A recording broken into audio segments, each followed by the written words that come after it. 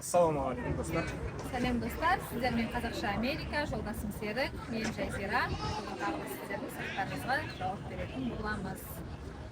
Басты сұрақ, Серік неге тракқа шықпай жүр деп көп адам жазған екен, сол сұраққа өзі жауап берсе. Иә достар, тракқа құдай қаласа ойда бар, бірақ қазір шыны керек, тракқа бізде елде ойлайды бір асын ашып келетін нәрсе. Көбісі біздің елде ойлайды, бізде мен де сөйтіп ойлаған, мен де сөйтіп қателескен көп. Мысалға Америкаға барам, ертең бара саламын, бірақ айдаймын ақшаны орып қайтамын. Жоқ, Америкаға келген кезде сіз бірінші құжатыңызды күтесіз, ол құжатсыз сіз права ала алмайсыз. Және CDL дейді, тракқа шығуға рұқсат беріледі, коммерческий права.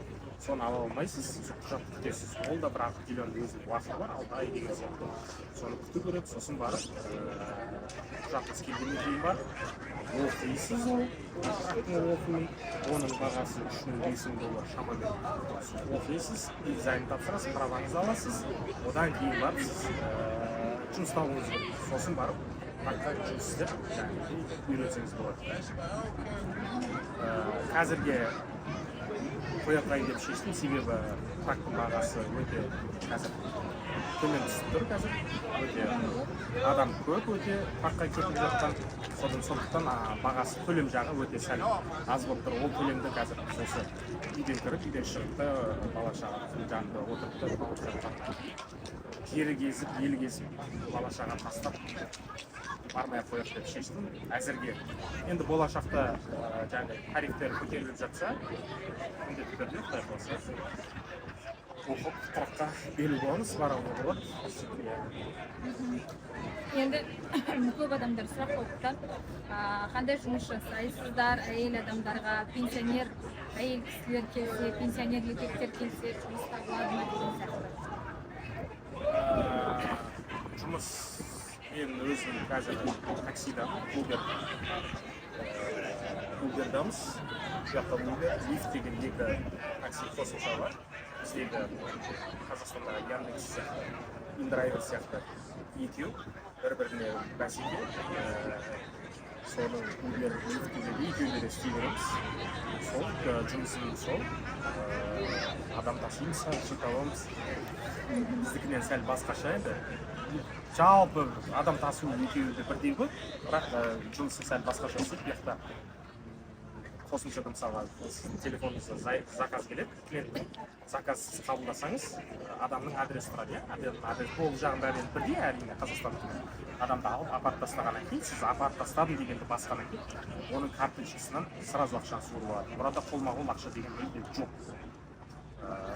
Карточкасын, яғни сіз клиент болсаңыз, сіз такси шақыратын алдында тіркелуіңіз керек, картаңызды бәрін тіркеуіңіз керек, такси шақырасыз, сізді апарып тастағаннан кейін өзі ақшаңыз шешіп қалады. Сондай сәл айырмашылықтары бар еді. Сонда жұмыс істейміз. Ал жаңадан келген адамдарға жұмыс, енді сіздерге қалай айтайын, жұмыс жалпы негізі жұмыс бар ғой, барлық жақта жұмыс бар. Біздің елде де жұмыс бар, іздейін деген адамдар. Просто тынбай істеу керек, енді ойлап та қалмау керек те, бүгін келдім, ертең жұмысқа шығып кетті деп. Бірақ бағыңызға байланысты, 10 күннен кейін тауып алуыңыз мүмкін, 1 айдан кейін, 2 айдан кейін деген сияқты. Бірақ іздеу керек, жатпай қалмай, әйел адамдарға клининг деген сияқты жұмыс бар. Иә, әйел адамдарға клининг деген жұмыс бар. Үй тазалаушы, оның өзінің тарифтері бар. Сағатына $15 деген сияқты, 12, я 20-ға дейін барады, 25-ке дейін барады. Енді ол клининг компанияларға байланысты. Сол әйел адамдарға документсіз клининг жасай аласыз. Одан кейін документсіз тағы да кейбір супермаркеттер болады, документ сұрамайды, бірақ келіп түнде кешкі сағат 10-нан таңғы 4-ке дейін қол жуу керек сияқты, сондай өзінің нелері бар. Сондай жұмыстар бар. Негізі әйел адамдарға бұл жақта жасқа қарамайды, сіз пенсионерсіз ба, қалтылдап зорға жүрсеңіз ала біледі. Иә, негізі сондай. Бірақ негізі документіңіз болса, social security, work authorization деген сияқты сол екі документіңіз болса, сізді көптеген есіктер ашылады сізге. Мүмкіндіктер көп болады. Сіз кәдімгідей барып, бетпе-бет сөйлесіп, жұмыс бар ма деп кәдімгі кез келген жерге қалаған жеріңізге жұмысқа кіруге болады. Яғни егер алса да енді документ жоқ болғаннан кейін сізге көптеген жер отказ береді сразу, құжатыңыз келсін, сосын келіңіз деген сияқты. Жаңағы документсіз жаңағы жұмыстарда басқа қандай жұмыстар жаңағы қол жуатын болады кейбір жерде. Қаптарға қарайтын жұмыстар бар, алгебрлерге. Няньканың жұмыстары бар. Няньканың жұмыстары енді көбінесе бойдағы адамдарға, салт жалғыз өзі келген әйелдерге көп келеді, өйткені бірге тұру керексіздер, сіз олармен бірге. Кәдімгідей тұру керексіз, баласына қарайсыз, тамағын жасайсыз, үйін жинайсыз деген сияқты. Енді оның да өзінің шарттары бар, ережелері бар. Біз енді өзімізбен, отбасымызбен келгендіктен бізге ол няньканың жұмысы өте болмады. Біз өзімізде 4 бала бар, өзіміз нянькамыз. Иә. Содан кейін тағы да жұмыс, ол доставка, DoorDash, өзіміздің айтқандай Uber Eats деген доставкалар бар. Ол машинаны алып айдай алсаңыз, әйел адамға нағыз жұмыс, өйткені бұяқтағы көп әйел адамдары сондай жұмыс жасайды. Тағы да көптеген жұмыстар бар, оны істеу керек. Бұл жақта газеттер бар, сататын жерлер бар, мысалы газетті сол жерден ашасыз. Біз ананы ашып бір ретте алып көрген кезімізде жұмыс енді масқара өте көп. Газеттер тегін сыртта тұрады. Газеттер сыртта тегін. Өте жұмыстың түрі көп.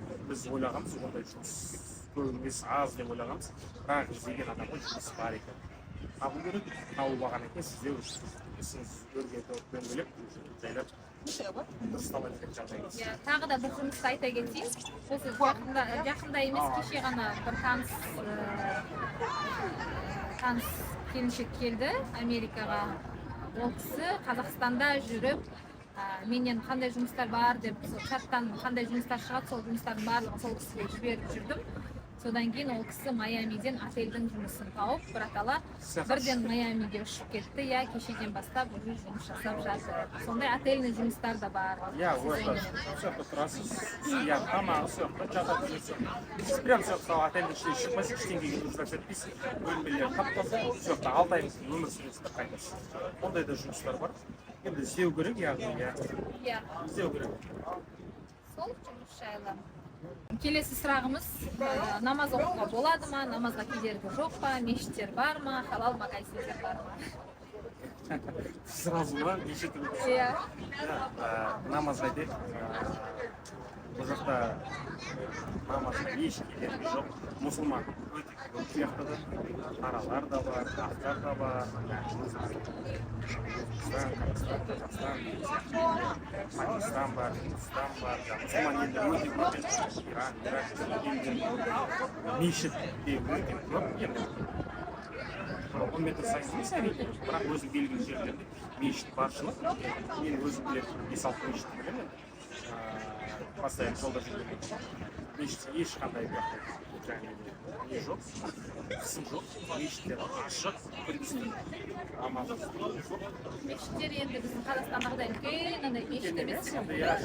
Кішкентай, сіз оны мешіт деп ойламайсыз. Сыртынан енді прям мешіт сияқты, күмбез сияқты болып тұрмайды. Мешітті барына істеп қояды. Сол мешіт ешқандай қысым жоқ, өте күшті, таза, барлық өзінің қарыздарын оқып, 5 уақыт сөйтіп шығып ататын көреміз енді. Бізде анда-санда барып тұрамыз жұма намазға. Барғанбыз мешітке, біз келген кезде Нұрлан имам келген. Нұрлан имам келген, Қазақстанда кездеспей. Бүкіл осы Филадельфиядағы қазақтар жиналып, Нұрлан имам келеді деп, сол жақта біз суретке түскенбіз, уағызын тыңдағанбыз. 2 сағат, 3 сағат уағызын тыңдап, жақсы кезінде болған. Сол мешітте ешқандай не жоқ, дискриминация деп ешқандай шектеу, ештеңе жоқ. Бұяқта орамал тағу, хиджаб деген сияқты барлығына рұқсат бар. Ештеңеге қарамайды, сіз хиджаб киесіз ба? Америка деген көп ұлтты ел ғой. Біздің елді айтушы көп ұлтты ел дейсіз. Мынау Америка ең көп ұлтты. Қандай ұлт керексіз? Барлығы бар. Барлығы. Хиджаб киіп ашық-шашық жүреді, біреу вообще киімсіз жүреді деген сияқты барлығы бар. И совершенно нормально бәрі. Қарамайды. Бақайды, қарамайды, таңқалмайды. Ашық ел демократия. Барлық адамның өзінің құқықтары сақталған. Сақталған. Иә, қалай жүрсе. Иә. Енді халал магазиндер Иә, халал магазиндер өте көп деп айтайын. Біздің өзіміз тұратын жақтың өзінде 4-5 магазин бар. Одан да Одан да көп бар.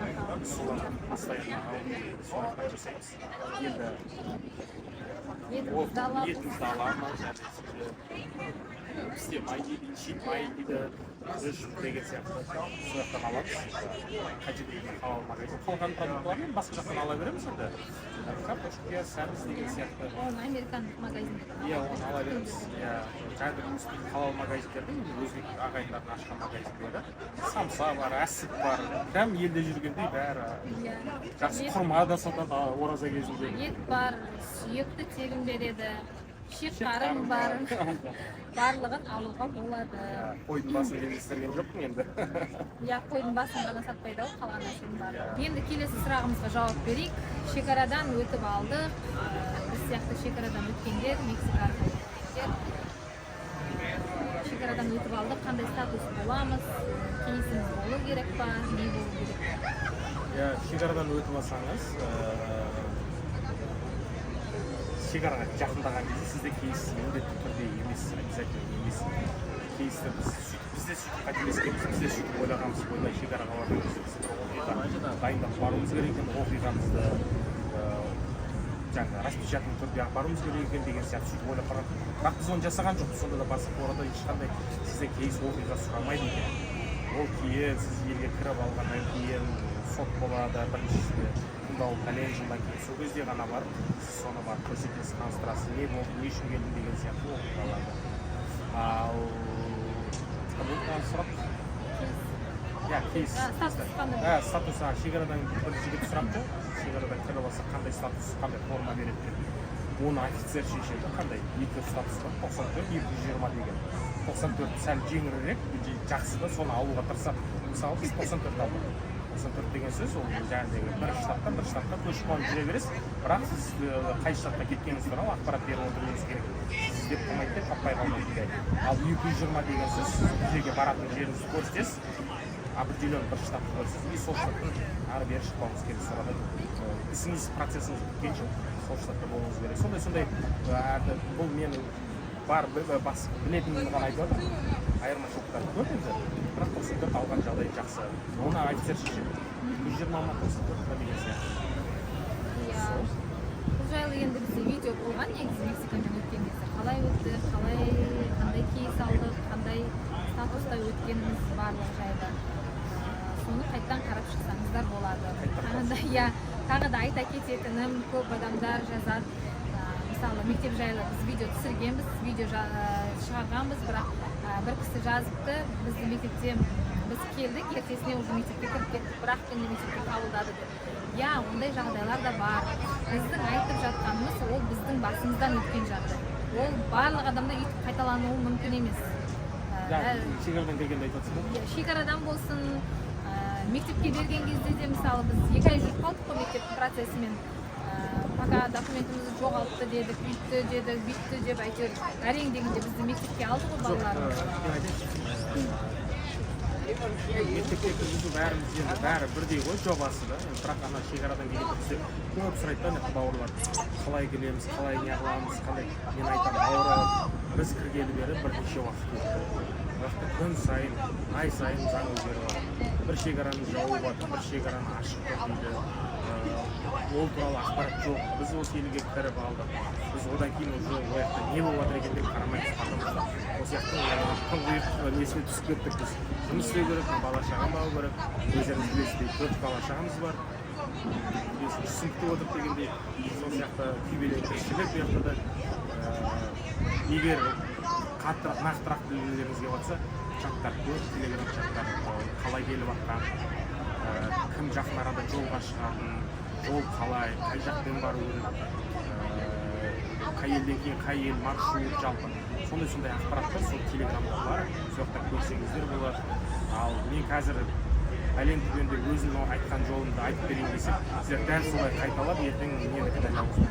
Ол жол жабық. Мен мысалға бүгін біздің кірген шекара уже жабық деп естідім. Бірақ ол қаншалықты рас, қаншалықты өтірік екенін мен енді оның өтірік нәрсенің рас екенін көзім жетпей жатыр, біреуге айта алмаймын.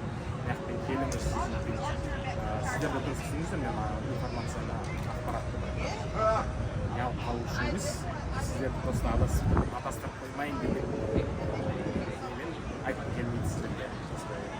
Осылай істеңіз, үміттегім келмейді.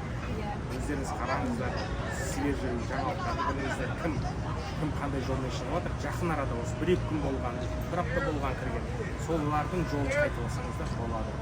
Және де бізге көп адамдар, мысалы біз WhatsApp номерімізді жазамыз, дұрыс WhatsAppқа жазыңыздар, сұрақтарыңызды қойыңыздар, барынша әйтеуір қолымыздан келгенше көмегімізді беріп, барлық сұрақтарыңызға жауап беріп жатамыз. Бір кісі жазған екен, визаға тапсырайын деп жатырмын, уже ақшасын барлығын төлеген, енді қорқып жатырмын деп. Енді мен ол кісіге жаздым, визаға енді бірінші тапсырыңыз, егер де алып жатсаңыз, одан кейін бар уже қорқыныш деген нәрсені да. Соны айтайыншы, көптеген адамдарда енді бұл бір менсінбеушілік деп түсініп қаламыздар. Бірақ біздің қазіргілер виза алған жоқ, бірақ ар жағын сұрап кете береді, жаңағыдай жұмыс барма, барсаң өтсек, ар жағын. Сіз ең бірінші бастысы виза ағайын, туыс бауыр, достар, дұрыс түсіндіңіздер сіздер. Виза ол екінің біріне бере беретін нәрсе. 100 адам берсе 90-ы алмай шығады. Ішіндегі 10 бағы жағын адамдар алады. Сондықтан ең бірінші сіздер виза алып, болды міне мына күні, бір айдан кейін, 2 айдан кейін шығам деп жатқаннан кейін жан-жақты ақпараттан жинаңыздар.